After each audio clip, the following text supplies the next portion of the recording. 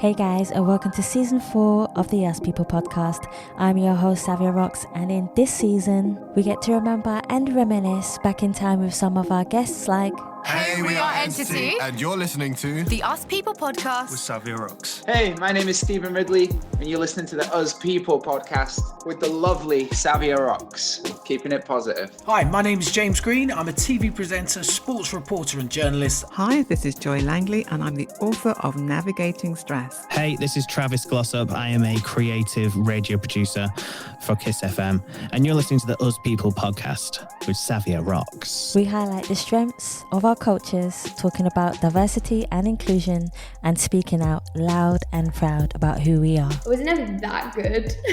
I was determined. I had a love for the sport, and that always fueled me. But arriving into London and kind of growing up in a really difficult situation, trying to kind of make sense of my life with with at home and not being accepted by the people around me, because there was, in the 60s, there was tremendous racism growing up in London. It's great. I'm glad, because I'll be honest, I didn't really work that hard at uni, so it was good to leave uni and really get on it, really because I also, as a person, I think I value productivity. A lot of people live to work. I think I am one of the work to live guys, but because my work is amazing, that's all right with me. So as a person, I go to bed happy when I've had a productive day. We've also saved the best till last by honouring another artist and showcasing their talent as our new theme song, with none other than your host, Savia Rocks, featuring in their song. So guys, enjoy, stay creative, and as always, please continue to be kind to one another. Let's go.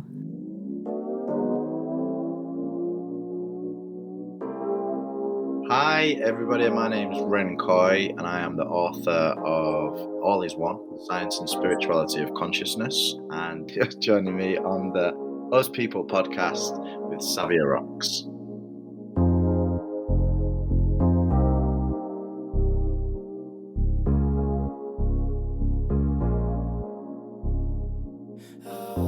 Peace of mind.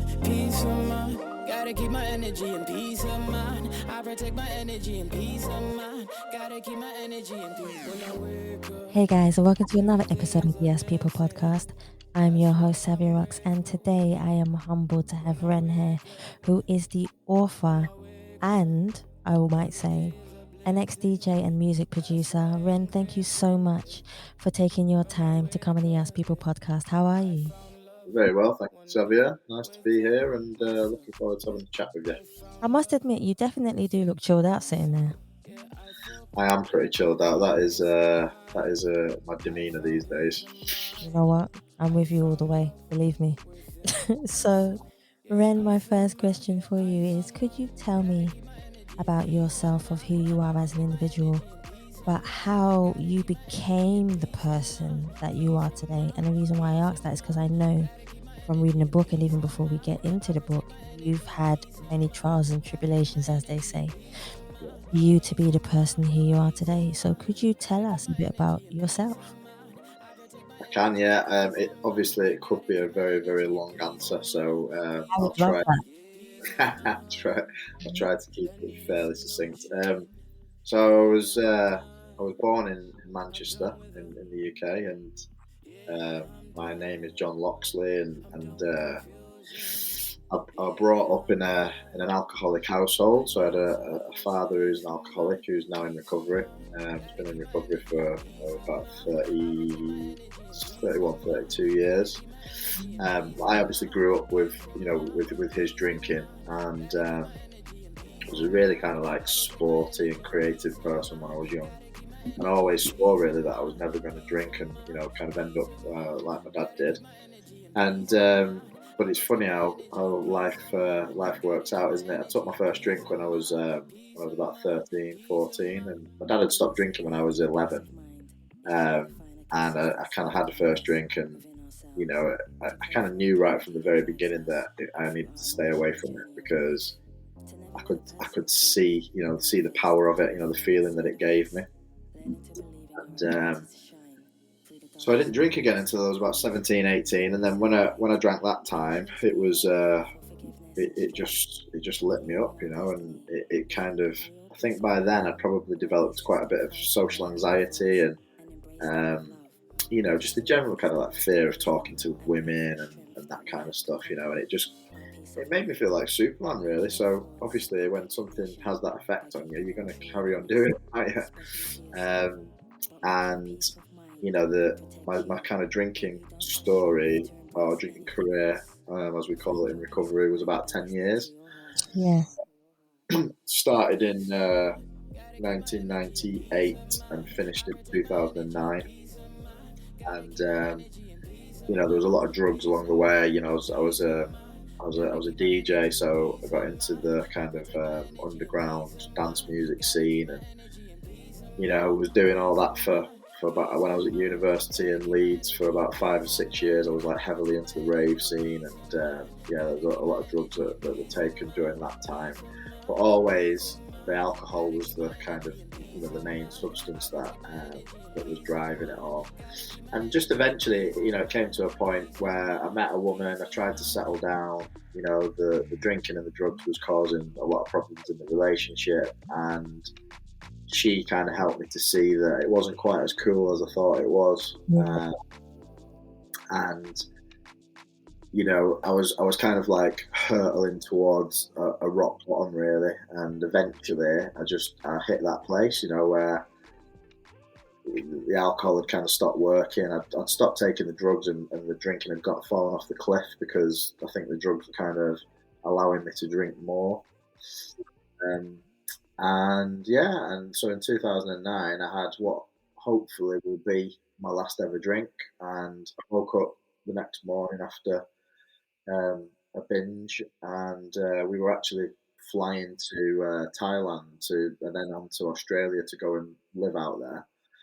And I woke up that morning and I just knew that that the game was over, and I just kind of I surrendered, I suppose, to to my innermost self, that I couldn't drink safely, and actually got down on my knees and said a very sincere and honest prayer, asking for help.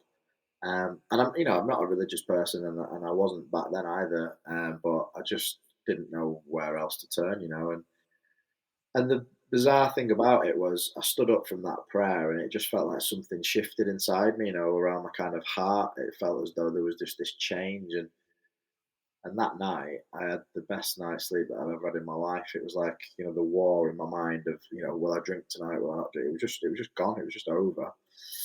And I've never had a drink ever since. So, it was quite insane, really, to go from being kind of like physically and mentally addicted to this substance, and then literally the next day, that addiction was gone.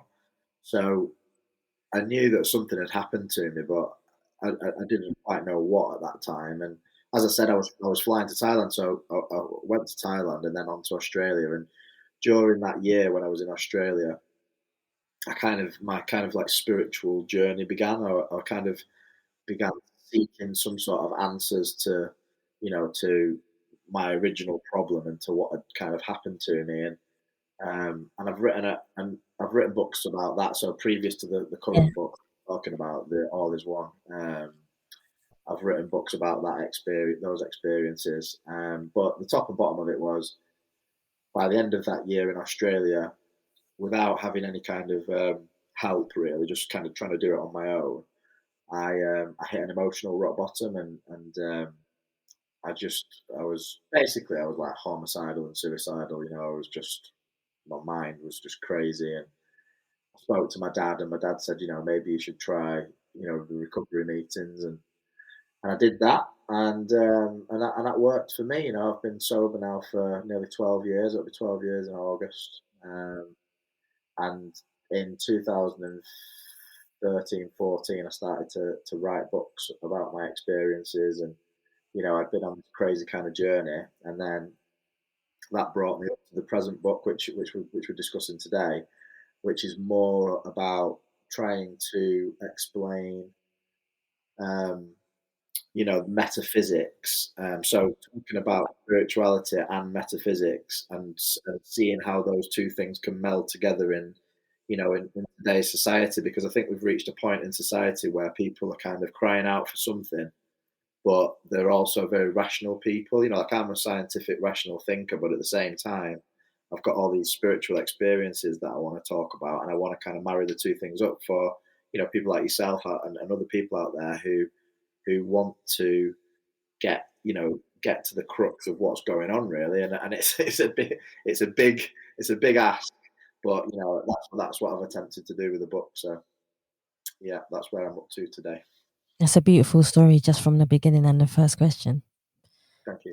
Just you saying that, I know how hard it is. I think most of the time people are still empty, and I think that's a word that I've heard quite a lot, is emptiness and fulfillment. And there's another one, is inner peace. People are still trying to find it, and everyone has a different definition. I'm going to break all this down with you. I'm sure you're going to tell me, your versions and definitions of things, which is a beautiful thing. Before we get into that, is one question I love to ask people, and I would love to ask you this because I feel it's going to be a really good one. Can you define who you are as a person and who you see before and now when you look in the mirror? And on the flip side of that question, has there ever been a time when you have looked in the mirror and not recognized the person staring back at you? Out of everything that you have been through, how did you manage to come back and be the calm person that is sitting in front of me? So the person that I was prior to these experiences was basically very selfish at the core. I didn't know that. I had absolutely no idea. If you'd have said to me at that time that I was a selfish person, I'd have been very upset with that comment. But fortunately, because in recovery, and I've been through the 12-step program and the 12-step process, which enables you to look at yourself and and in black and white, and to see your character defects and to see how you affect other people. I was able to actually see that my entire life revolved around everything that I wanted. So, and every relationship that I had, every job that I had, every sexual relationship that I had, anything, any friendship, anything, it was all oriented around me getting what I needed, and Yeah. not thinking about other people. And since being in recovery, and since having what I consider to be a kind of spiritual awakening, that has slowly started to change and do a kind of 180-degree turn towards being more selfless. So I'm not, like, by no means am I a saint, and by no means do I continually think about others all day long. But it's a slowly gradual process, and during that period of time, I've become much more self-aware, much calmer, much more responsible, and slowly but surely, different things have come into my life. So it was like, I got, I, you know, I now had a long-term relationship for 6 or 7 years. We've just got married on 2 weeks ago. Hey. Yeah. I've got a dog. I've got 2 stepchildren. I've got a 2-year-old daughter. I've got a really responsible job working in the substance misuse field. I've written these books. I do jujitsu. Like, I've got, my self-esteem is right sized as well. Like, I used to be very, very egotistical, whereas now I can see that isn't the path for me. Like when I was a DJ and producing music, it was always about me. It was always about wanting to prove to other people that I was something. Whereas now I'm kind of doing the opposite thing, and kind of like, like I'm not on social media anymore, for example. Like, I don't promote myself really. And looking myself, I can look in the mirror today and I actually like what I see. Where before, I used to look in the mirror and I used to hate myself.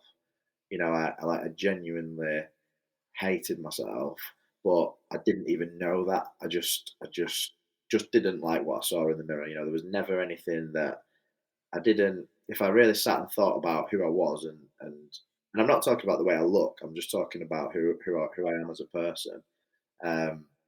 I just didn't like that. I didn't like that person. And today, I can genuinely hand on heart say that I like who I am, and I'm getting better, kind of, day by day, and just generally trying to be a better person, and that's kind of where I'm at.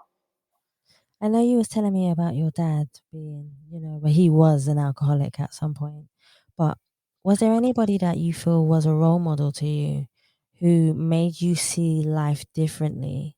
Not necessarily just now, but when you was younger, because I always say to people a lot of the time our influences of when we were younger and what happens to us when we were younger can play a huge detrimental part of who we are as we are growing up. Was there anyone who who gave you even a slight solid foundation for you to feel like you were, and who may have helped you, even if it's a sentence they said, something they did that empowered you?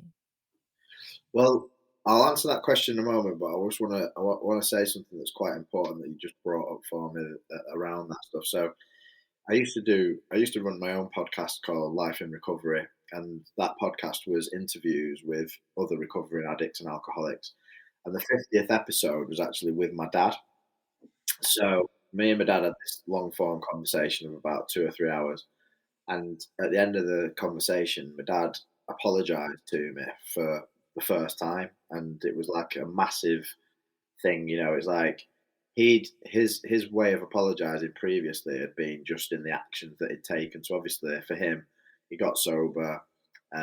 He then was there for us, both emotionally and physically, and he obviously changed. And for him, that was his apology. But he didn't realize that I needed a verbal apology, and I needed to explain to him how it felt to have a dad who was an alcoholic, the fact that he wasn't there for me emotionally, he wasn't present, So he made this apology on this podcast, and it was amazing for me, not only because there was this sense of kind of unburdening, but also I had this massive light bulb moment where I realized that as a result of my relationship with my dad, I'd always sought the approval of men that I didn't even like. So throughout my life, there'd been certain people who would come into my life who I'd think, I need to impress that person in order for me, like, for example, in the DJ world, there would be promoters, and there'd be record label managers, and I'd think I need to get on the right side of that person. I might not even like the guy, and I'm there trying to impress this person. I would change my own personality to try to fit to what they wanted, and it just never ever worked. Like, I suppose in hindsight, I can look back now and think I probably just pissed them all off. In fact, I'm pretty sure that I did, because I was like, I was a pain in the ass, and I was like, and I wasn't a very nice person, and I was obviously selfish and out for myself, so they could see that.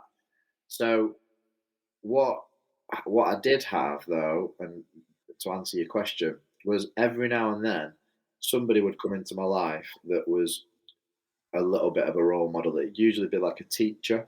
Yeah. I remember that I had an English teacher at college who was quite young and a good guy, and I just liked the way that he kind of held himself, and he was knowledgeable, and so he was kind of one. And then also I was very artistic as a child, and so my art teacher, he showed a massive interest in me, and he was a Polish guy, and he was just very supportive, Yeah. and like a kind of uncle type figure. So they're the types of people who I got a little bit of support from. But funnily enough, and I was thinking about this actually not that long ago, I've never really had like heroes or people that I've always kind of like looked up to. There was the odd one. There was a DJ called Fergie who was like similar age to me actually, but I always looked to him as a bit of a role model. And as it happened, it turned out that he's now in recovery as well, and Wow. I actually had him on my podcast as well, and we did an interview, and that was cool. So there's been the odd person, but with him, he was more of a role model because of like he was cool, and he was like, he was in like the music that he played. I always really liked. So I think now like now as it is today, my role models tend to be people who, like you said right at the very beginning, talking about inner peace and stuff like that. People who've got that serenity is the Yeah, word I that's a use. good one. That's a good one. So people who've, and there's not that many of them. There's not that many, and a lot of people that profess to have serenity and don't necessarily have it as much as as much as they might claim to. And I'm wary of that as well. I'm wary of kind of like gurus and people that want to be kind of teach. Want people who want to show people the way but have not walked the path themselves. That is true. You know what I mean? And I'm wary of being like that myself as well, because I think there was like when I first started writing these books and I was doing the podcast and stuff. I think there was a bit of my ego that was a little bit like that as well. It was a little bit like, oh, I like this kind of getting a bit of a following, and and people kind of complimenting me for stuff, and I was a bit like, oh, that doesn't fit quite well with where I'm at in my life today. So, yeah, I'm wary of all that stuff as well. I think, to be quite honest with you, from everything that I've learned in my life so far, I think you can feel through energy who are the ones that you can trust, who are the ones that give you good, genuine advice about life. You can feel it's an ambient energy that has such a genuine feel to it that you can say to yourself, you know what, this person is actually making me feel how I should be or what I should do or giving me the answer. Because you don't always have to say words to somebody. Sometimes you can literally just touch someone and your energy resonates from you to them and you feel different. And that's such an amazing feeling to have, but only certain people have the gift. Yeah. So I think you're kind of saying stuff like that as well. And I think everything in life is a lesson. We learn things. Like you say, we are not perfect. And you know what? I don't want to be perfect because there's a beauty in seeing the imperfection as the perfection in a person. And I think that's what makes you connect and stay together, us as beings. So that's how I kind of see it. It's all a bit muffled for me still. And I'm still on a journey just like you, but it's a beautiful one as well. So I'm glad that you said that. So let's talk about. I just wanted to add to that what you just said there, because I've said this Mm, recently quite a few times. yeah. So what you just said there, like the imperfections in people and stuff. What I'm really trying to do now, and I make this a focus of the conversation. So like we're having this conversation now, I see you as a manifestation of the divine in the same way that I'm a manifestation of the divine. So that I'm just having a conversation with myself. I'm you, you're me. We're having this conversation, and that's it's quite an out there concept, But when you're talking to people that get that, that like you've read my book, and that's what I'm talking about in the book. I'm talking about that, consciousness precedes everything else, not the other way around. Like matter doesn't give rise to consciousness. So everything that's happening in this reality of ours is a manifestation of consciousness. So therefore, we are actually literally the same thing, So when you can kind of get that and you can remember it in your conversations, straight away the barriers come down, because I'm not looking at Savia's imperfections. I'm not looking at and I'm not looking at anything. I'm not listening for something that I disagree with or whatever. I'm just letting the conversation flow, and I'm trying to be with the conversation as well. And I'm not trying to one up you. I'm not trying to go like, I'm brilliant. I'm the best author ever, and all this stuff. I'm just like, I'm here having a conversation, and so I'm trying to do that with my children. I'm trying to do it with my work, my colleagues. I'm trying to do it with everybody that I come across, and it's really helping me. It's like it also it kind of diffuses my own ego, which is great Yeah. because I've got a big one. You know what? You know what? I admire that you say it because there are so many people in the world who deny their ego. There are so Well, many people. They it don't. They don't tend to. They don't tell the truth about who they are. And if you turn around, like you said, like when you said to me, people used to tell. If anyone was to tell me about myself, I would be upset about it.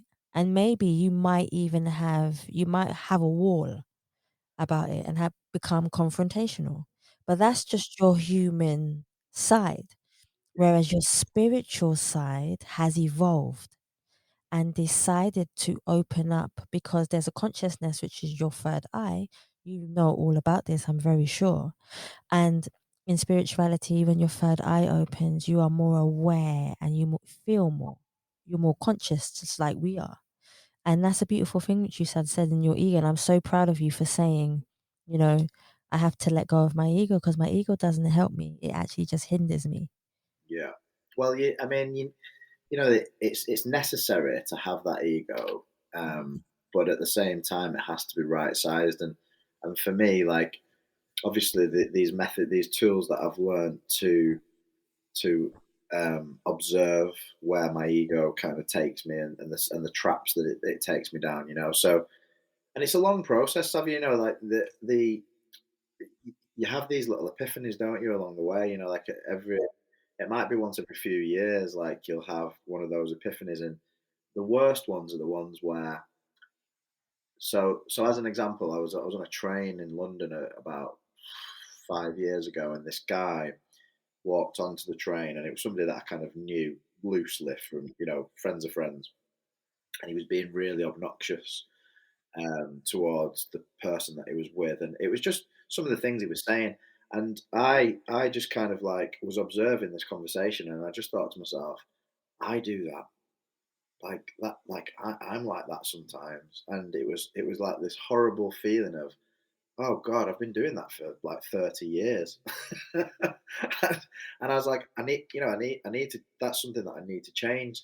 So there's been loads of that. And like for me, the change is ever evolving. It's like one of my favorite sayings is change is the only true constant, That's because, true. people who kind of like just get stuck who they are and they don't even think they need to change, it's quite sad to see, really. Like I've got certain people in my life that behave the same way now that they did when they were 15 years old, and it's quite difficult for me to be around that, And then they look at me and they kind of, I don't think they understand the reason why I've changed. They don't get what's going on really, because I'm just so far away from where I used to be.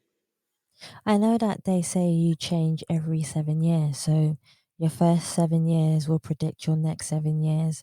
Whatever you do in those 7 years will predict your next 7 years, and so on and so forth. One thing I would love to ask you is, because you've evolved in your every 7 years, how hard or how easy is it for you to keep the friends that you have? Because your friends don't always understand your change and why you have changed, like you said. But do you feel you need? Sometimes we hold on to our friends because we feel sorry for them or we have compassion for them. But sometimes we must also let friends go, not because we don't like them, it's just because we have people in our life for a reason, a season, or a lifetime. How do you feel about having the same friends who are acting like they were when they were acting when they was 15, compared to you who has evolved and changed for your own reasons? Well, I'm very lucky that I've just married my best friend. That's uh, beautiful. and I don't say that lightly. I mean, the yardstick for my friendships is her. So if a person's in my life and they're not bringing the same level of, um, like you said earlier on about life is a load of lessons. Well, I agree with that. This is just like, it's like a life is like just a total ongoing education. And if people aren't bringing learning to me, like, and I mean what I mean by that is my friends don't have to be, um, it doesn't always have to be fun. It doesn't always have to be happiness. It can be tough sometimes, the friendships. I kind of recently had a little bit of a falling out with a fairly close friend, and then we made up again, and now it's cool. And that like, I want people in my life who are real, and there's there's been so many relationships over the years that have just gone. and actually fairly recently there's been about 2 or 3 friends who, when you said that 7-year cycle, actually I was thinking to myself, that's interesting, because I wonder how, I'll have to work out now how long I was actually friends with those people for, because I've had to, well, I haven't had to drop them out. I've decided that like the friendship just isn't there anymore, and I've just let it go. So, in answer to your question, there's been lots of those. There's been friends that have, there's been long term friendships. There's been friendships that have kind of like had a pause for a while. There's been friendships that have ended and have never started again, and then there's friendships that are kind of, I suppose, a few that might still be hanging in the balance a little bit, But ultimately, I find it quite easy to make the decisions now based on what's right for my own mental well-being more than anything. That's true. Yeah, that is definitely. I agree with that one. Let's talk about your book. We spent so much time talking about, and I'm so glad we got to know who you are. But you've got several books. You haven't just got one book. You've Yeah. got several books, and I know we're talking about this one today. I would love for the readers or listeners, sorry, to know more about the book, Yeah. of why you wrote it. Okay. So I wrote the first 4 books over this kind of 4 or 5 year period, and it was all about addiction, recovery, and spirituality. Kind of like my story peppered in that, and also a big chunk of it was about my experimentation with psychedelic medicines as well, so ayahuasca, psilocybin, etc. And then this book, All Is One: The Science and Spirituality of Consciousness, was born because um, my daughter had just been born in February 2020, which was literally a couple of weeks before the first lockdown of the pandemic. I, I'd kind of like, I'd been making a lot of notes as to thinking about writing this book, and then all of a sudden I'm in a situation where I can't leave the house. So, it was kind of like obvious that I was going to write this book, and I wrote it very quickly. I think I wrote it in about 6 months, um, and it was inspired initially by, so when Alice was born. As it says at the beginning of the book, I was kind of like, I had her in my arms, I was kind of like looking into her eyes, and I'm thinking to myself, this little being here is fully conscious, and like I wanted to explore that straight away. Like, what is this consciousness? And she's got no sense of past or future, and she's kind of like always present. So when we're talking about enlightenment, we're talking about being in the present moment. So, and the mystics kind of talk about be like a child. So that all kind of started to make sense to me now. I had this baby, so that was the starting point of the book. And then as I started to research kind of panpsychism and metaphysics, and all the mystical traditions around consciousness, um, it just seemed quite obvious to me that I believe that one day science will kind of be able to tell us what is going on. Like it'll be, science will explain what consciousness is, and I believe that it will come to the same conclusion that the mystics have come to for thousands and thousands of years, that literally all is one, everything emanates from this consciousness. And when we talk about kind of like a higher power or God, I believe that the universe is God experiencing itself.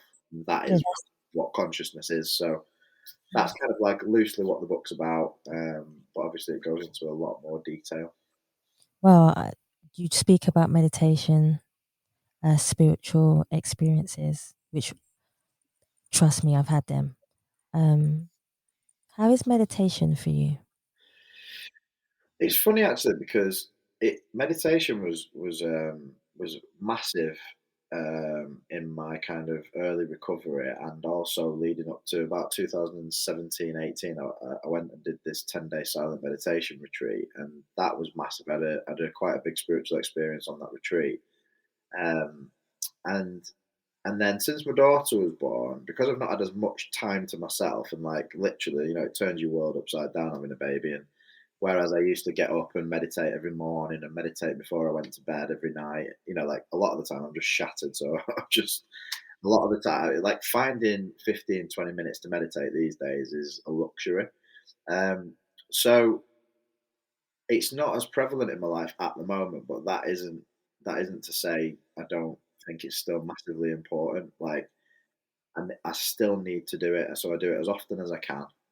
And it's like the morning of my wedding. I woke up that morning and I had obviously the nerves had kicked in, and I just meditated for like 20 minutes that morning, and I felt absolutely fine. Like I was no problem. I got there and I read my vows, did my speech, and everything went absolutely fine. So for me, meditation is a lot, not just about like the spiritual aspect of it, but it's all about calming me as well, keeping me grounded.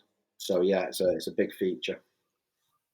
How do you believe that you have grown in your life now?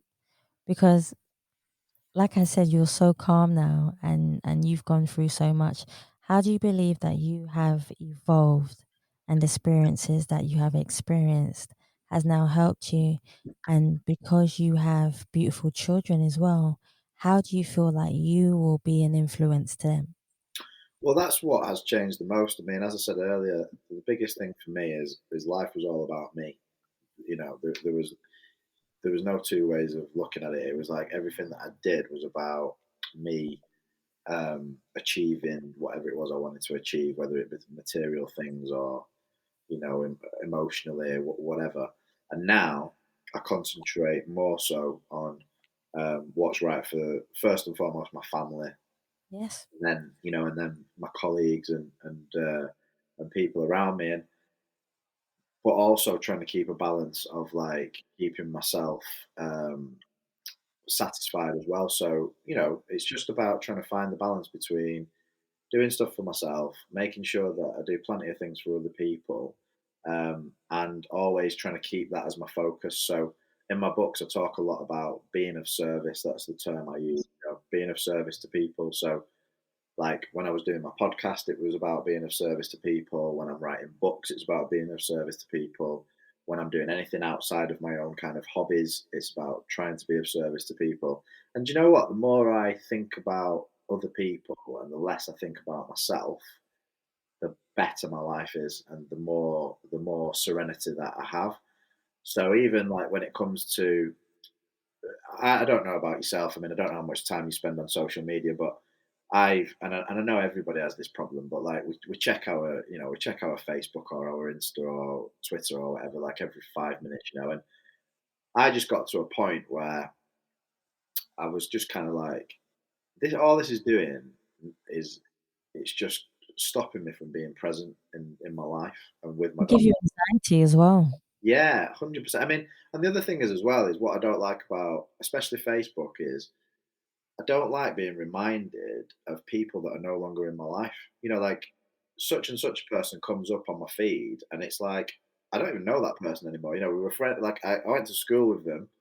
I didn't really know them then, and I don't know them now. And all of a sudden, I'm seeing that their life. And it's like there's nothing. I can't prevent my subconscious from reacting to those images and to whatever emotions that arise. And for me, Savia, that's not. I suppose what I'm trying to do in a nutshell is to try to be more natural. Like more of a natural human being, because that's not natural. I don't think that's natural to me. If you went back to your hometown and you bumped into somebody that you went to school with, that'd be natural. That would bring up some emotions, but that'd happen like once in a blue moon. It doesn't happen every single day. And then you've got the comparison. So, and like you said, that creates anxiety. So you comparing yourself to other people, and there's people that I used to DJ with, and that are still involved in that scene, and they're doing really well. And I like then it brings this up in me. It's like, oh, I should have carried on doing that. But then I think to myself, hang on a minute, I've got what I've got, and I'm really happy with what I've got. They've got what they've got, and I don't even know if they're happy with what they've got. Exactly. They might be, but they might not be. So it's kind of like I came to the conclusion about 6 months ago that that world doesn't work for me. I realize from what you're saying, from the first part of what you said, you have a lot of gratitude for life Mm. now. Not saying that you didn't have it before, Yeah, but from what I recognize now, you have a lot more gratitude for life and the people who are surrounding you, and their being of who they are fulfills you more. Now, the problem is, like you say with social media, is that yes, we do compare ourselves um, to what's out there in the world, and we shouldn't, because we're all beautiful and unique in our own way. We all have talents in our own way. The wrong thing that we do is we compare ourselves to say, should I be there and not here? And yes, you are right. You don't know if that person is happy. And to be quite honest with you, you most probably know the answer straight away, whether or not that person is happy in what they're doing or not, because your gut never lies to you. Your gut is always the one that tells you the truth. What gets us in trouble is that we use our heart a lot, and that's the troublemaker. Your heart is the troublemaker. I'm not saying I'm always right by saying this, because sometimes your heart does lead the way and it does lead you to the right place. But most of the time, your gut is your truth, you know, your realization of truth. One thing I do want to ask you as well is, you talk about mental health and struggles. And right now, I think this is the perfect time for, and I would love for you to open up about that. And the reason why I say this, we recently just had Mental Health Week #1, but also in a sense where there are a lot of people still struggling in life, in who they are, what they want to do, what they want to be, finding that inner peace with who they are. Can I ask you, when you get to a place where you feel like your mental health is on the rise, in the sense where you feel that anxiety or stress or something that is making your mind wander and consider certain things that you don't want, what brings you down, and how do you believe that you can help other people bring that down or just give them advice? Well, I just want to address the thing about gratitude just before I answer that question, because gratitude is massive. Like, I actually write a gratitude list every single night before I go to bed. So I do 10 things. I write down 10 things. I do like a what we call an inventory in recovery. So I have a sponsor and I write an inventory, which is a series of questions about my day. You know, like I've had any resentments, blah blah blah. And then at the end of that, I do 10 things that I'm grateful for. And I go to bed grateful, and that means that I wake up grateful. So Yeah. gratitude is massive, and that keeps my mental health in check. And also, it's not. I'm grateful for other people as well. So that I need to keep reminding myself of what I'm grateful for in my stepchildren, what I'm grateful for in my daughter when she's driving me insane, what I'm grateful for in my partner when she's moaning at me. Like what I'm grateful for in my work colleagues. Like I need to be reminded of that. So that's huge. When my mental health starts to go a bit down, um, two things that I do. So one of them is I go against my natural inclination and I pick up the phone and I ring someone. So- And and the best way of getting out of your own mind is to ask them how they are. So That's true. even though I'm ringing for me, I'd ring you and I'd say, "How are you today, Savio?" And then you tell me about you. And by the time we've had a conversation, I'll have forgotten about my problem, or we'll have discussed it and I'll have moved past it. So that's one thing. And then the other thing is, I mean, I'm lucky that I've got my recovery meeting, so I would always go to a meeting. But if it was a person that wasn't in recovery, I'd say meet up with a friend, go and see a family member that you love. Go and talk and be with people, because the opposite of addiction is connection, Yes. and the opposite of isolation is connection. The opposite of everything, all the negative stuff, all the negative emotions that we feel, the anxiety, the depression, etc. The cure to that is connection with another human being, and especially if it's somebody that can understand and relate to what you're saying, and they can offer you, well, you know what, I feel the same way, or like I've had that experience. As soon as somebody says that, as soon as somebody says, I felt the same, straight away it makes me feel relieved. I love that. I totally love that. Which actually brings me to my next question, which is, how do you manage to change your perspective in life? Because we all have different perspectives of how we see things, but how do you change your perspective in life?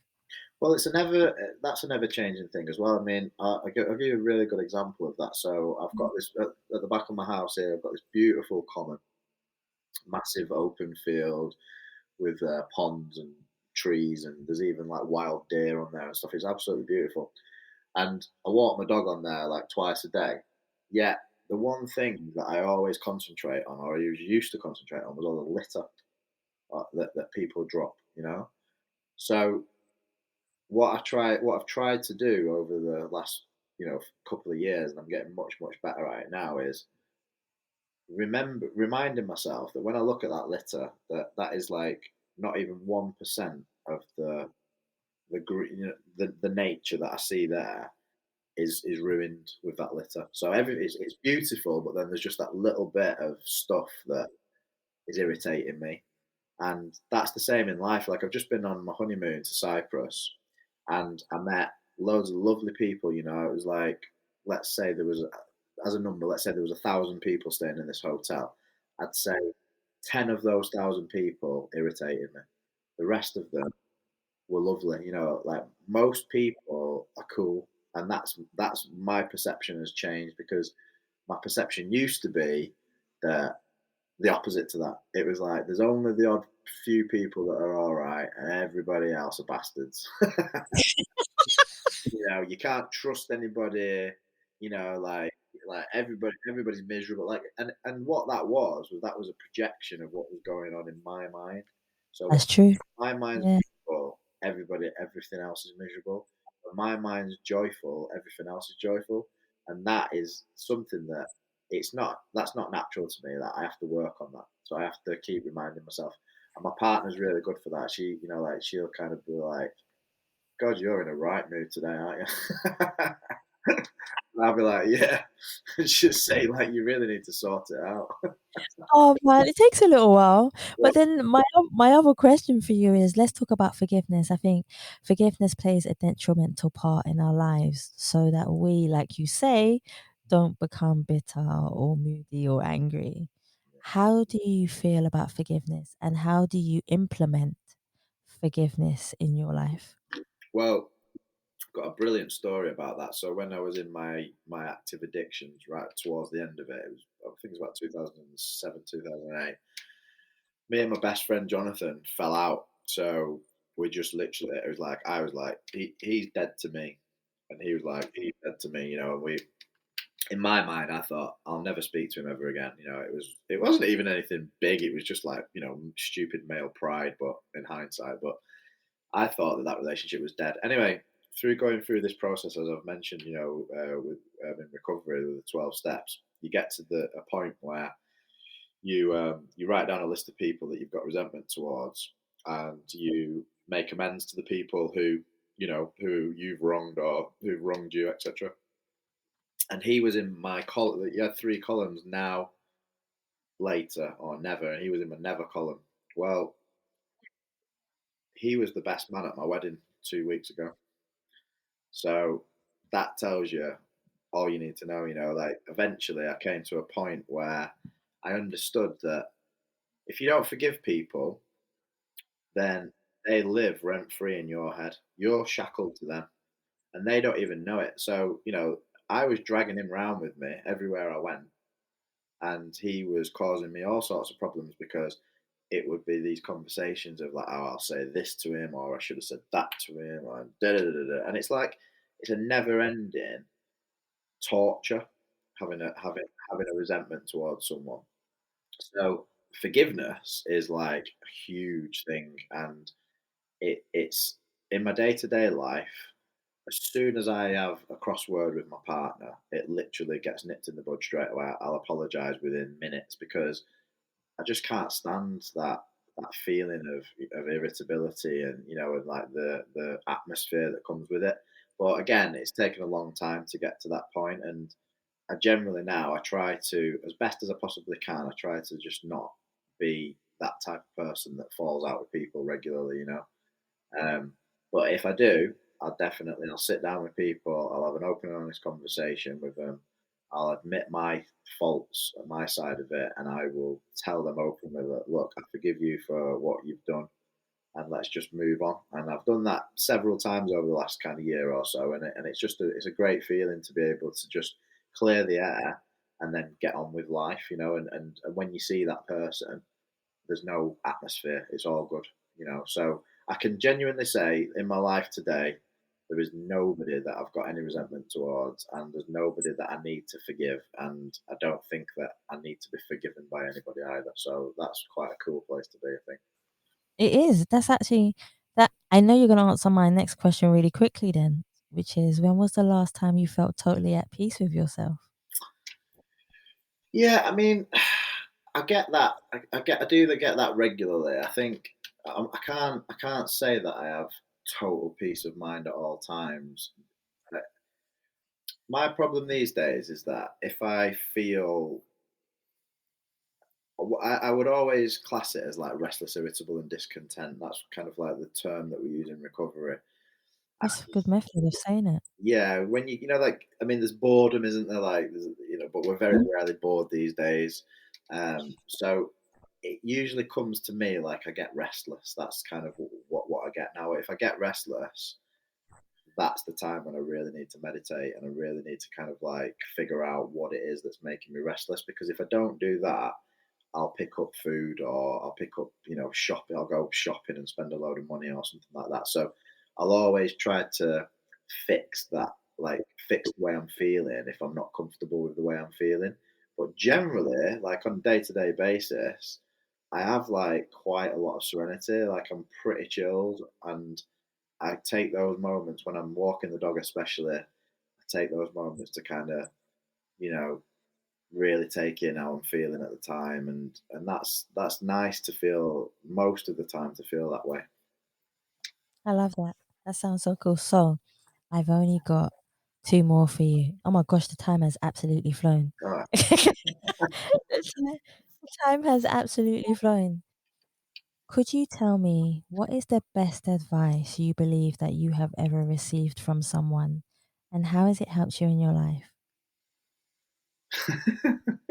Best advice I've ever received from someone. I'm laughing because there was a piece of a piece of advice that somebody gave me a few years ago, which seemed a bit cruel at the time, but it turned out to be true. And what that was, so when in recovery, obviously you've got a lot of people who are very damaged and very broken who come together, male and female, um, and a lot of people gravitate towards each other in those rooms. They know that they see somebody that they find attractive, and obviously they've got the same issues, so they get drawn together. And in my early recovery, so I was married when I first went into recovery. Oh, sorry, I got married in early recovery and then got divorced quite quickly afterwards, and then had a period of about 3 or 4 years where I was dating, and I was doing a lot of dating with people that were also in recovery as well. And this guy that I met, which was the advice that he gave me, was he said, "Don't date the patients." And I said, "What do you mean by?" I said, "What do you mean by that?" And he said, "Well, if you were in a mental institute." I said, "Yeah." I said, "Well, you wouldn't date the other patients in the mental institute, would you?" And I said, "No." And he said, "Well, it's exactly the same in recovery." That is actually good advice. And it actually turned out to be true because every relationship that I had within that recovery setting, it was just crazy. Like, and I'm not saying it was the other people. Like when I come together with somebody who's got the same crazy that I have, then it isn't a good. It's not a good look. So they say, don't they? They say that the person that you end up with is someone who's crazy you can live with, and Yep. and I can live with Adele's crazy, and she can live with mine. Sounds like my partner. So that's one piece of advice. And then the other piece of advice that was life changing and pivotal for me was don't pick up the first drink. So you can't, if you don't pick up the first drink, you can't get drunk, and you can apply that to absolutely anything. So if you're trying to stop eating chocolate, don't pick up the first chocolate, and you can't carry on. It's always the first one that does the damage, isn't it? And we always think, oh, it's not the first one, it's the 10th one, or No, it's the whatever. first. It's the first one. So whether it's gambling or whatever it is, it's like if you want to stop doing something, don't do that first. Don't do it that first time, and then try and kind of like find healthier habits. I think I think a big part that also plays in it is people's strength, and a lot of people find it quite hard.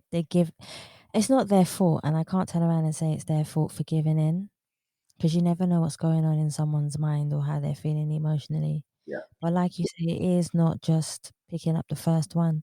One thing, it's just spontaneously this came into my mind actually, and I would love to ask you from your experience. How strong do you have to be for you to enable yourself, for you to not do what you used to do Well, and go back to? interestingly, because I'm glad you've asked that question, because I was gonna kind of mention this really, because this is something that I suppose I've tried to discuss this in my books to a certain Yeah, degree. So because I had that experience where I kind of surrendered to the fact that I was an alcoholic and I needed to stop drinking. And then in that process, I then asked for help. So I asked the universe, God, whatever you want to call it, like, please help me. Like, I just can't do this anymore, you know? And then I've never drank ever since. So was that me? Was that my strength, or was that the universe? Now, this is the question in recovery is like, what is you and what's let's just say God for ease of purpose. What's God and what's you? Now, in the beginning of my recovery, and still to this day, I say that was divine intervention for me. Like, I could not have done that on my own, because I wanted to stop every single day. Like, every single day for the last couple of years of my drinking, I wanted to stop, but I couldn't. And then all of a sudden, I asked for I asked for help, and then that help came, and then I stopped. But then in other aspects of my life, I do have the strength to do things, like, name it. Like, if something presents itself in life that I really, really need to do, yeah, I can apply my will to that, and I can usually do it. So it's a difficult one, but and it's a bit of a blurred thing really, because there's nothing now that I do in my life that I don't ask God for. I ask for that help with everything. It's like just before I did my wedding speech, for example, just before I got married, I was praying before I got married, and then lo and behold, I just did it. So, but from an observer's perspective, they look at me and they go, "Oh, this guy's really, really strong. This guy's he's dead relaxed. This guy's calm. Is this, is that, is the other." Well, I kind of give all that praise to whatever this thing, this power is that is greater than me, and I can't really take the credit for it. Really, I think that's you also being humble. you're not allowed to say that you're humble though, because then you're not humble. No, I said it No, for not you, you. not you. I mean me. I said it for you, so you're allowed to have it. I'll take it. I'll take it. Oh, see, no, that's fine. So I've only got one more for you, and I know you don't do the whole social media thing, which is totally understandable. But I would love for people to be able to buy your books, Yeah, and if they would like to just even get in contact with you somehow yeah. to have a beautiful conversation with you, like I've had the gratitude of having today, where can they find you? Yeah, so if you go to www.o-books.com, so O Books is the publisher of my book, Always One, Science and Spirituality of Consciousness. So all my details are on there, and you can actually contact me direct if you want to have a conversation. Like I said, I'm not on social media at all anymore, so I don't have any kind of links that I can give you. But I'm more than happy. I mean, I've had people email me and talk to me about the book, and I've had lots of interesting conversations that way. So that would be great for people to get in touch that way. Cool. I love it. I want to say thank you so much from the bottom of my heart for your humbleness, your gratitude, and your willingness to be free with your story and your journey. I really do appreciate it, and thank you so much for coming on the show. Thank you. I really appreciate the conversation. It's wonderful. Thank you. I really enjoyed it too, definitely. Guys, thank you so much for listening to the As People podcast. And please remember, you can subscribe and leave us a review on Spotify, iTunes, Google Play, and any other platform that you prefer listening to. Please also follow us on Facebook, Instagram, and Twitter.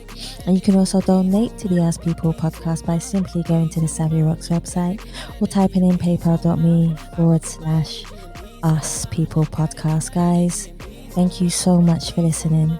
Stay happy, stay positive, and as always, please continue to be kind to one another. Peace of mind, peace of mind. I need a solution. Yeah, I'm done. I'm done with her. Yeah, I'm done. I'm done with confusion. Yeah, I'm done.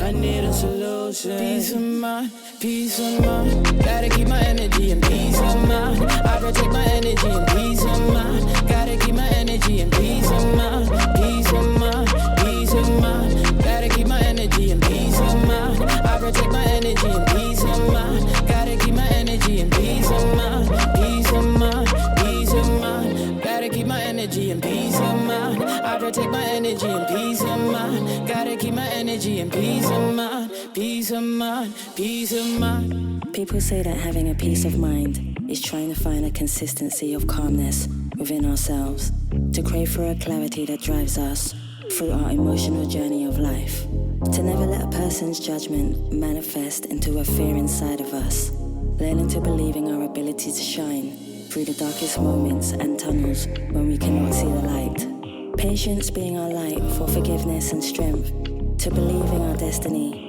If you want real peace of mind, one needs to stop fighting their inner thoughts and embrace them with love, because love is the most amazing and beautiful strength that we have to conquer our peace of mind.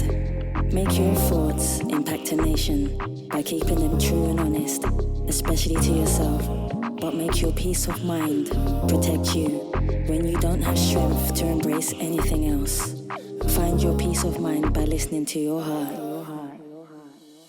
Peace of mind, gotta keep my energy and peace of mind. I protect my energy and peace of mind. Gotta keep my energy and peace of mind. Peace of mind, peace of mind. Beautiful. Thank you very much. No, thank you. That felt so easy. Yeah, it did. It was a great conversation. Really enjoyed it. Thank you. And I really like your vibe. Right back at you. Seems like you're doing good things. And yeah, I think it's from what I can see from the stuff that you're doing, man, it's just going to get bigger and bigger. Gotta keep my energy and peace of mind. Peace of mind, peace of mind.